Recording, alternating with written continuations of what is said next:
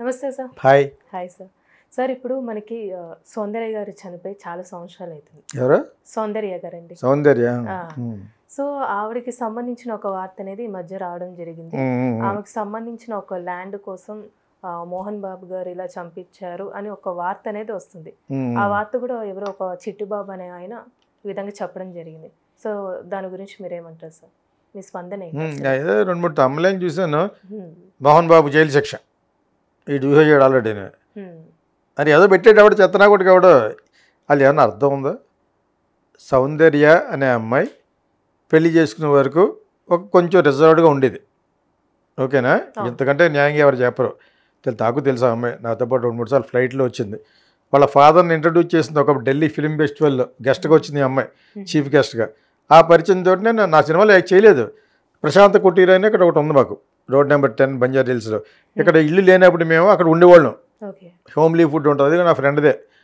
Road number 10లో ఒక 25 rooms ఉంటాయి అందులో, ప్రశాంత్ కుటీర్. తను కూడా ఆ చెప్పింది తనే. ఎక్కడుంటున్నారంటే నేను గ్రీన్ పార్క్ ఎక్కడ ఉన్నాను, ఎందుకు మన ఫుడ్ దొరుకుద్ది. కన్నడ అమ్మాయికి ఫ్లైట్లో చెప్పింది నాకు. తర్వాత మీ ఫాదర్ పాపం పోయారు అని మాట అన్నాను. హైదరాబాద్ వచ్చే వరకు ఏడుస్తున్నాం. నేను అనవసరంగా అన్నాను అనుకున్నాను. మంచి అమ్మాయి యాక్చువల్గాను. అప్పుడు ఇంకా మ్యారేజ్ అవ్వలేదు తనకి. తర్వాత ప్రశాంత్ కుటీర్లో నా రూమ్ ఎదురుకుండా ఉంది, ఎవ్రీడే మాట్లాడుకునేవాడు. ఆ పరిచయం ఉంది నాకు. మంచి అమ్మాయి యాక్చువల్గాను. పెళ్ళి అయిన తర్వాత ఆ అమ్మాయి యాటిట్యూడ్ మారిపోయింది కొంచెం. ఇంకేముంది ఆ టైప్లో. నేను ఇదే సౌందర్య నాకు ఎక్కడ మళ్ళీ అక్కడ కలిసింది. చాలా టైం పెట్టింది నా దగ్గర రావడానికి. అంటే ఆ యాటిట్యూడ్ పెరిగిందని అనుకున్నాను అంతే. అంతకంటే తప్పు ఏం చేయలేదు ఆ అమ్మాయి. నా దగ్గర బాగా మాడితే బాగా మాట్లాడుతాను, బాగా మాడలేదు మొహం మీద పెడతాను. అది నా టైపు. సో అయిపోయింది. దాని తర్వాత మ్యారేజ్ అయిన తర్వాత అమ్మాయి యాటిట్యూడ్ మారింది. ఈ అమ్మాయిని కొంచెం అక్కడికి ఇక్కడికి ఎక్స్ప్లాయిట్ చేస్తూ చేసిన వాళ్ళు మోహన్ బాబు ఒక ఉన్నాడు. ఆయనతో మహాడు, పరిటాల రవితో మహాడు, వీళ్ళతో మహాడు, ఇవన్నీ అనివాడట. మరి వాళ్ళు కూడా సినిమాలు ఇన్వాల్వ్ కాబట్టి ఫైనాన్షియల్గాను మాట్లాడేదట. నేను విన్నదే చెప్తున్నాను యాక్చువల్గా. ఎంతవరకు నిజమనేది తెలియదు కానీ. దాని తర్వాత అమ్మాయి ఎంతైనా రాంగ్ ట్రాక్ ఎక్కేసింది ఆఫ్టర్ మ్యారేజ్కి బిఫోర్ ఉన్నది ఒకళ్ళిద్దరితోటే ఉండేది. కానీ అసలు లేకుండా అంటే ఇండస్ట్రీలో ఇంపాసిబుల్ అది. బట్ అది ఆల్రెడీ ఇన్సార్జ్ చెప్తున్నాను, నేను మళ్ళీ చేపిస్తున్నాను నా చేత. సో తనకి ఆఫ్టర్ మ్యారేజ్ తన యాటిట్యూడ్ మారినట్టు నేను గమనించాను యాక్చువల్గా 2-3 సార్లు. అదే సౌందర్యం అఫ్కోర్స్ నా సినిమాలో యాక్ట్ చేయలేదు. బట్ ఆ అమ్మాయి అదే ఆ పరిచయంతో, ప్రశాంత్ కుటీర్ ఆ పరిచయంతో బాగా క్లోజ్ అయింది. దాని తర్వాత ఆఫ్టర్ మ్యారేజ్ మరి ఏమైందో. సో నేను వేరే చోట ఎక్కడో ఉన్నప్పుడు కూడా తను రెస్పాన్సిబిలిటీ బాగోలేదు. I just left it like that అంతే. దాని తర్వాత చాలా కాలం తర్వాత మోహన్ బాబు అమ్మాయి కొంచెం హెల్ప్ చేస్తున్నాడు, ఎక్స్ప్లాయిట్ చేస్తున్నాడు. దేవుడు తెలియాలి.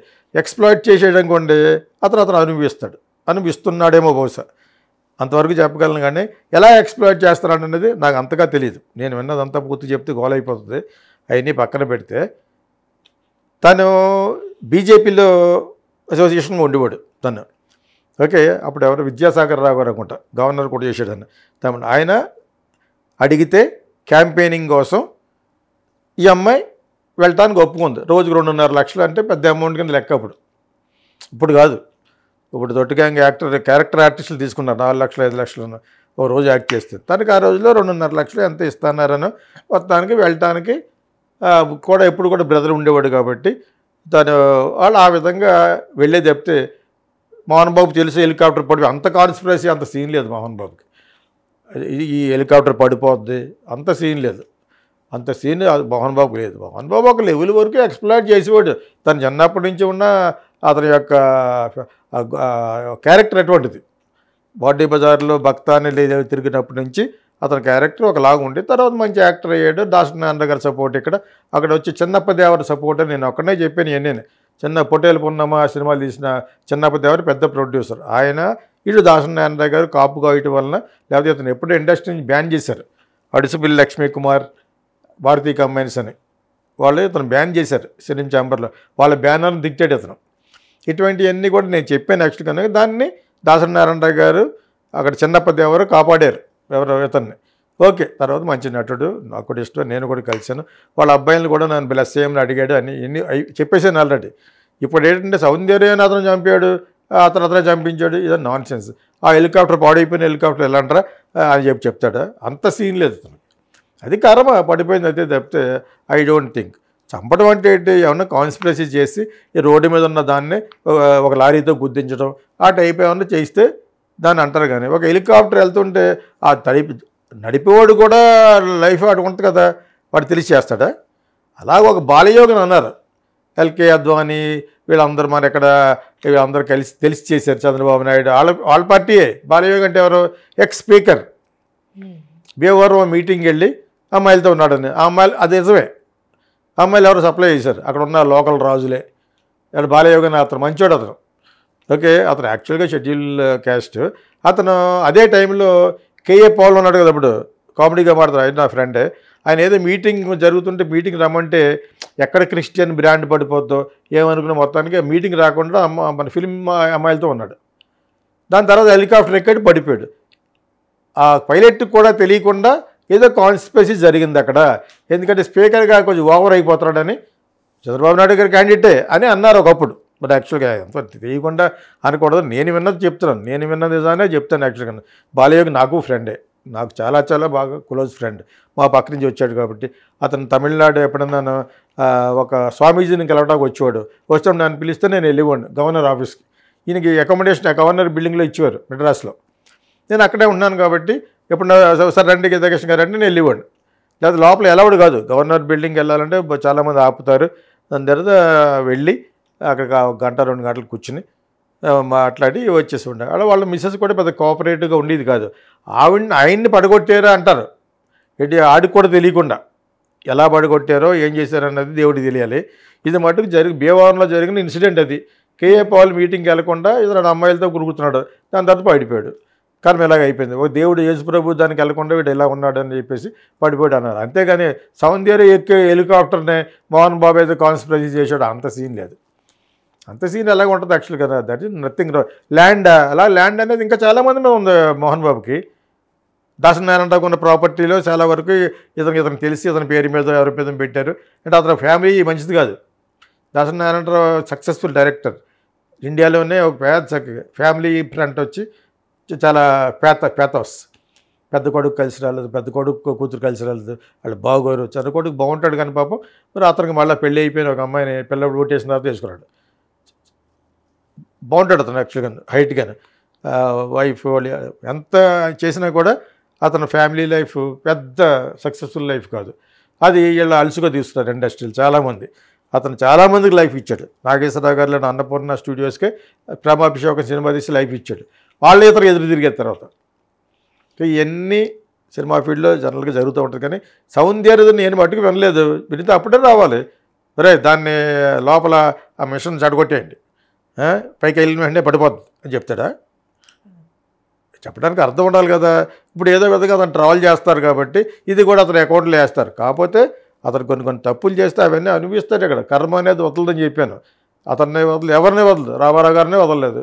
అంత పెద్ద బతికి ఎవరి తోడు లేకుండా చచ్చిపోయాడు ఎన్టీ రామారావు గారు. అంచేత సినిమా వాళ్ళ గురించి మాట్లాడుతున్నాం కాబట్టి సినిమా ఫీల్డ్ కాళ్ళ వాళ్ళు చాలా ఉన్నారు, ఇంక్లూడింగ్ స్టీవ్ జాబ్స్.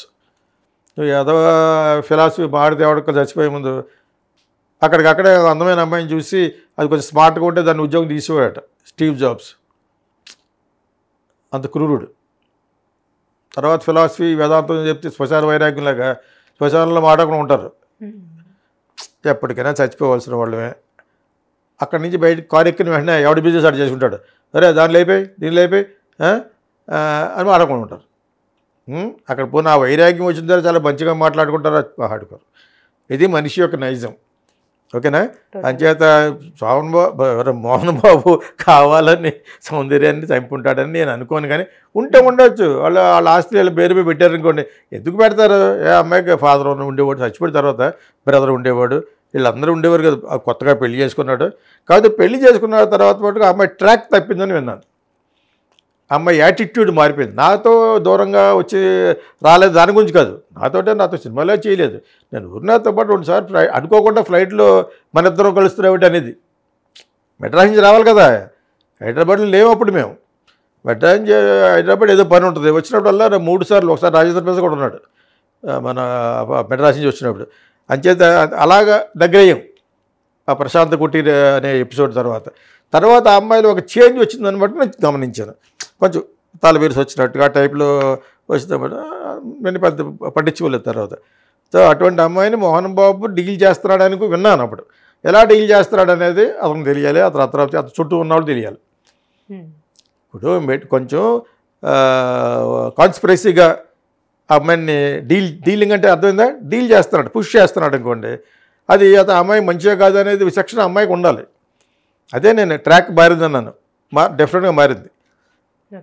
మారిన తర్వాత మారడానికి కారకులైనట్టు కూడా చచ్చిపోయాడు.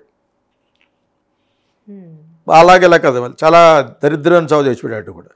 అంచేత ఇంకా ఉన్నారు, ఇంకా చాలామంది ఎన్ని అకౌంట్స్ ఇంకా క్లోజ్ అవ్వలేదు, అవుతూ ఉంటాయి. ఇప్పుడు ఆ అమ్మాయి కరెక్టా కదా అని చూడదు, ఆ అమ్మాయి చచ్చిపోయింది, ఆ అమ్మాయి కర్మ అది, అంతేనే. అంచేత ఇది కావాలని చేసి ఆ అమ్మాయి ల్యాండ్ ఈజ్ డిఫరెంట్. ఇలా చంపేయడానికి గల కారణం ఇతనని నేను అనుకోను.